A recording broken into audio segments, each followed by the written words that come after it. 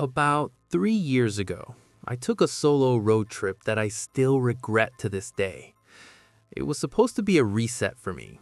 I had just quit my job, ended a long relationship, and I figured a few days alone on the road might help clear my head.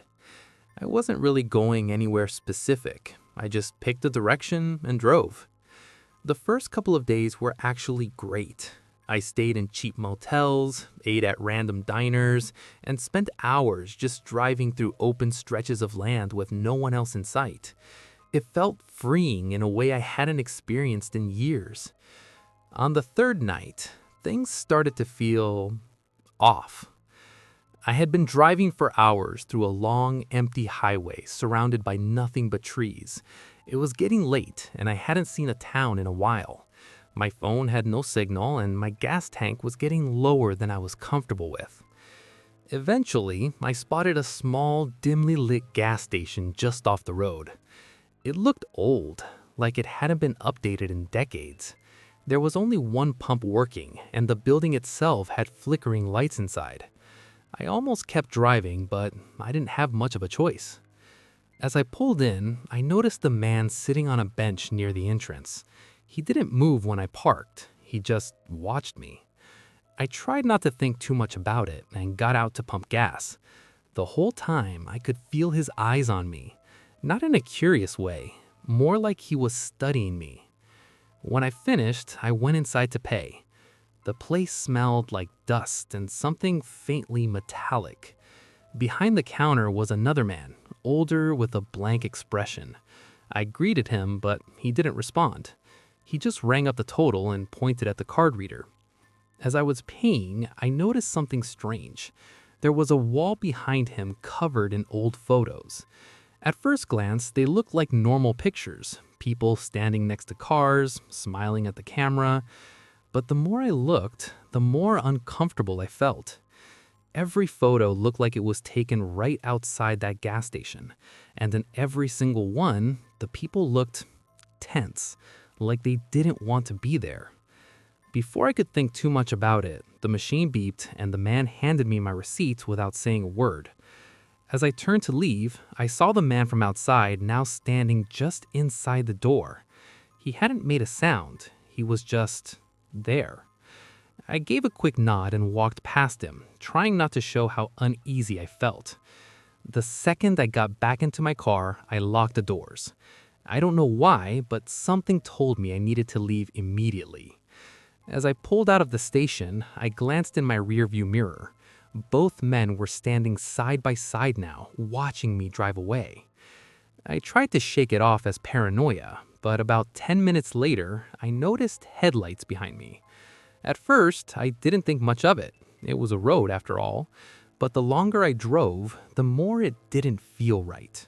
No matter how fast I went, the car stayed the same distance behind me.